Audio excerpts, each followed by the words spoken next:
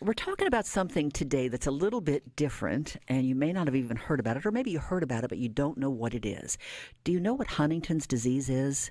It is Huntington's Disease Awareness Month, and you may have heard of it, but you may not know the ramifications of it, and gosh, it brings you to your knees when you start to hear more about it. 30,000 Americans suffer from it on average, about 200 in Mississippi. And although that may not seem like a large number, it is a devastating diagnosis, and it's a diagnosis that is not only devastating for you, but possibly for your children or other family members. We are talking about this today with our special guest, Dr. Victor Sung, who is the Associate Professor of Neurology at UAB and their Huntington's Disease Clinic. Good morning, Dr. Sung. Good morning. Thanks for having me, Linda. Thank you for joining us this morning. Huntington's disease, in a nutshell, for people that have heard about it but don't really know what it is, tell us what it is and why it is so devastating as a diagnosis. Yeah, so Huntington's disease is a genetic neurodegenerative disorder, meaning that the only way you get it is through the inheriting the genetic mutation.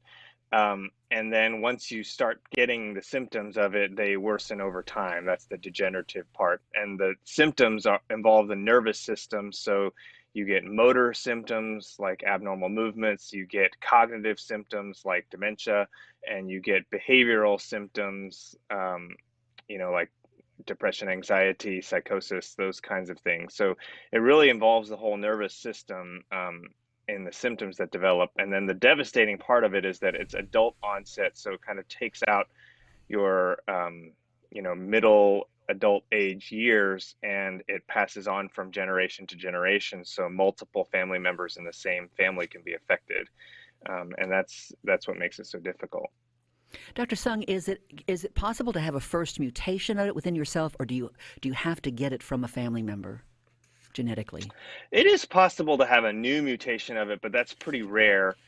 It would have to, what we find is when we find new people that have it, if we really look back in the family, someone had it, but it wasn't diagnosed correctly or something like that, or maybe whoever they inherited it from didn't live long enough to manifest symptoms or something like that. But it's not usually like completely out of nowhere mutation.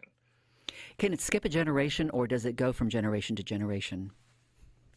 It goes from generation to generation. It doesn't really skip a generation unless, someone just, like I said, they die of some other cause sooner than they manifested the symptoms, but they had already passed it on or something like that. Like we've had it before. Say you're, 50 and you die of a heart attack.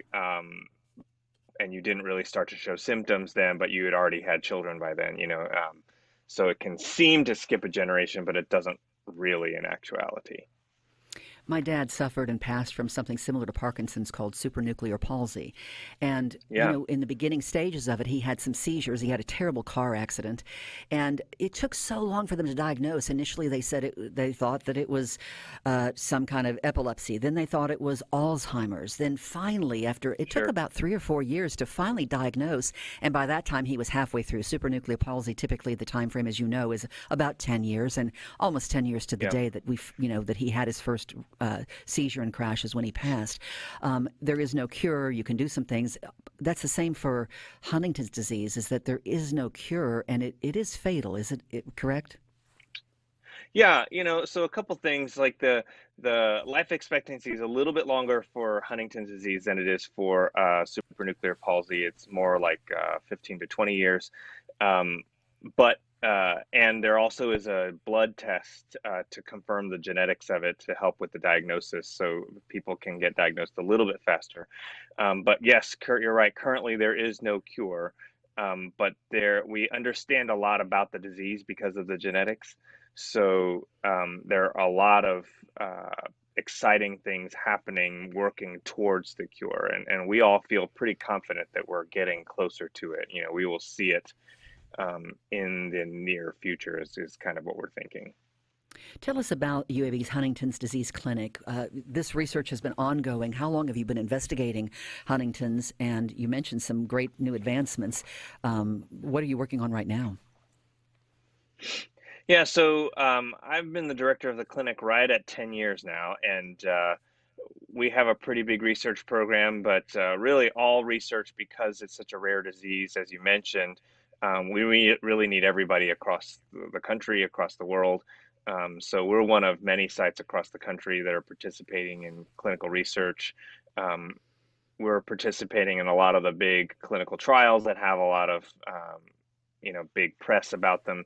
The biggest one ongoing that we are participating in as well is using a molecule called an ASO, or an antisense oligonucleotide, to slow the production of the abnormal gene and then slow or stop the progression of the disease.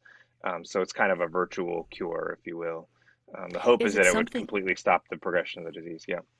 I'm sorry, Dr. Sung. When you look at this, is it something that in the future you could see where we would be able to diagnose in a fetus whether or not they carry that gene, whether they're going to be susceptible to it? Yeah, I mean, the gene you carry, since conception, right? So I don't know that we would really want to get into in utero diagnostics kind of thing. Then it gets really tricky, morally, ethically, all those kinds of things. But what I can see happening is adding the test for Huntington's disease to maybe say a newborn screen. So, we could diagnose it at birth, and especially if we have treatments that can alter or stop the progression of the disease, then you start it early and you stop it before it starts, and then essentially you've cured it. So. With certain diseases, there are certain populations that are susceptible. In African Americans, we see sickle cell. In the Jewish communities, there are certain gene mutations there that create an environment for other diseases. When you look at Huntington's, is it across the board, or is there a certain sector of our population that tends to be more affected than others? It really is across the board. It's reported less in like sub-Saharan Africa and in Southeast Asia.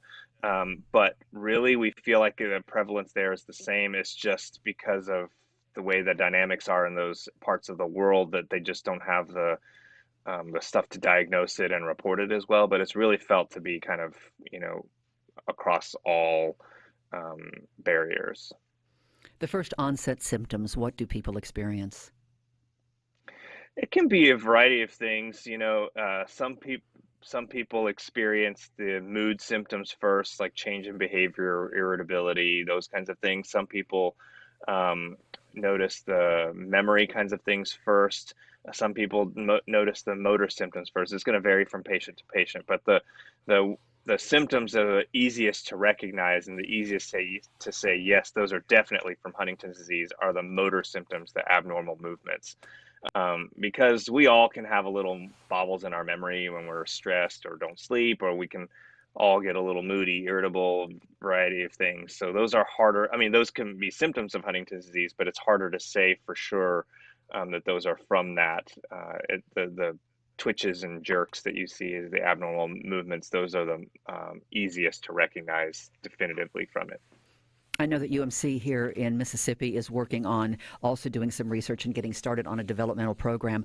For people that are interested in learning more about this, about your research, what would be the best way for them to find out more? Yeah, so we have a great go to UMC website and link to us. Our website is uab.edu/neurology. And HDSA.org is the Huntington's Disease Society of America, where you can find out more generally about Huntington's disease. HDSA.org. We're talking today with Dr. Victor Sung, the Associate Professor of Neurology at UAB and the Huntington Clinic. Thank you so much for joining us this morning and sharing some of this information. It is fascinating, and our prayers go out to all the families that are suffering with this. You're listening to the Gallo Show on SuperTalk Mississippi. It's 8:48. I'm Linda Allen, sitting in for Paul today. Nice to have you with us on this Memorial Day weekend.